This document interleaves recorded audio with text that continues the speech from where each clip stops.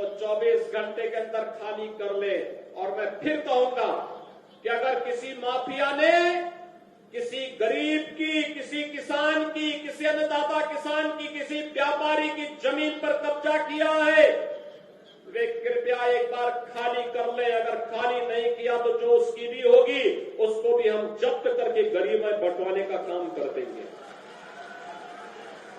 मैं फिर कहूंगा, ये माफियागिरी किसी भी स्थिति में नहीं चलने दी जाएगी। कानून का राज हो, सबको सुरक्षा मिलेगी, सबको योजनाओं का लाभ मिलेगा।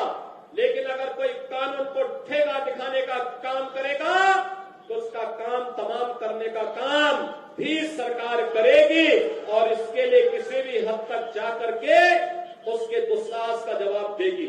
या शागिर्द को, किसी डकैत को जो पुलिस मुठभेड़ में मारा जाता है, जब मारा जाता है तो इनकी दुखती हुई नस पर जैसे पुलिस ने उंगली रख दी हो तब ये चिल्लाने लगते हैं। आप मुझे बताओ, जो डकैत पुलिस मुठभेड़ में मारा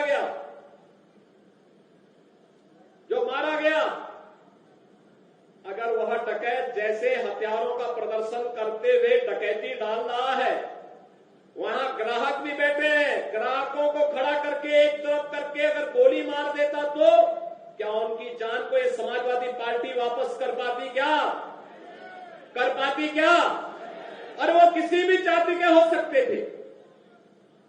ग्राहक वो यादव भी हो सकता था, दलित भी हो सकता था, किसी भी जाति का हो सकता था, क्योंकि किसी को बेटी की शादी करनी होती है, किसी को कोई विदाई में कोई जेवर देना होता है।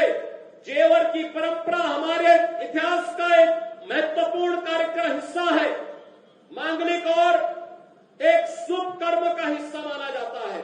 और अगर जेवर खरीदने के लिए किसी शराब और किसी सुनार के घर में, व्यवसायिक प्रतिष्ठान में कोई ग्राहक गया है और उस ग्राहक के साथ लूट हो, उस व्यापारी के साथ सरेआम लूट हो, डकैती डाल करके करोड़ों रुपए की डकैती डाल दी जाए, अगर डकैत हत्या करके भाग गया और पुलिस के पास सुराग नहीं मिलती तो यही लोग बोलते, देखिए साहब अराजकता है।